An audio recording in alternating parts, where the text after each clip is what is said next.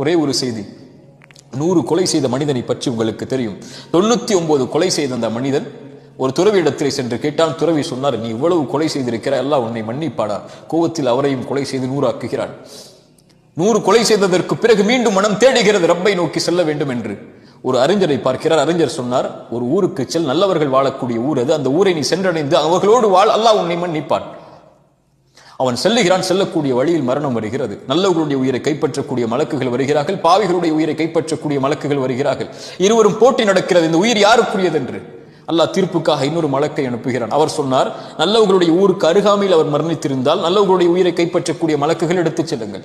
பாவிகளுடைய ஊருக்கு அருகாமையில் இருந்தால் பாவிகளுடைய உயிரை கைப்பற்றக்கூடிய மலக்குகள் எடுத்துச் செல்லுங்கள். அளந்து பார்க்கிறார்கள். நல்லவர்களுடைய ஊருக்கு அருகாமையில் தான் மரணித்திருக்கிறார். நல்லவர்களுடைய உயிரை கைப்பற்றக்கூடிய மலக்குகள் எடுத்துச் செல்கிறார்கள். கதை அல்ல, ரசூலுல்லாஹ்வுடைய ஹதீஸ். ஆனால் நடந்தது என்ன தெரியுமா? அவர் பாவிகளுடைய ஊருக்கு அருகாமையில் தான் மரணித்திருந்தார். மாற்றியது யார் தெரியுமா? யார் மாற்ற முடியும்? தௌபாக்களை விரும்பி அங்கீகரிக்கக்கூடியவன் மனம் திருந்தி வந்த அந்த அடியானுக்காக அல்லாஹ் பூமியின் அமைப்பை மாற்றினான். பூமிக்கு அல்லாஹ் கட்டளையிட்டான், நல்லவர்களுடைய ஊருக்கு அருகாமையில் நீ சென்று விடு, பாவிகளுடைய ஊருக்கு நீ தொலைவில் சென்று விடு என்று. 100 கொலை செய்து மனம் திருந்தி வந்த அடியானை அல்லாஹ் மன்னிக்கும் போது நம்மை மன்னிக்க மாட்டானா?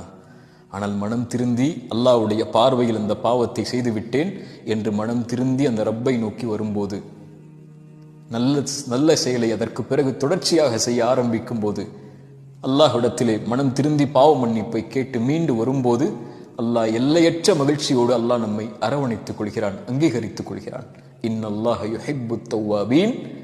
இந்த தௌபாவின் மூலமாக அல்லாஹ்வை நோக்கி மீள்பவர்களை அல்லாஹ் நேசிக்கிறான். அல்லாஹ் நம்முடைய தௌபாக்களை அங்கீகரிக்கட்டும். அஸ்ஸலாமு அலைக்கும் வரஹ்மத்துல்லாஹி வபரகாத்துஹு.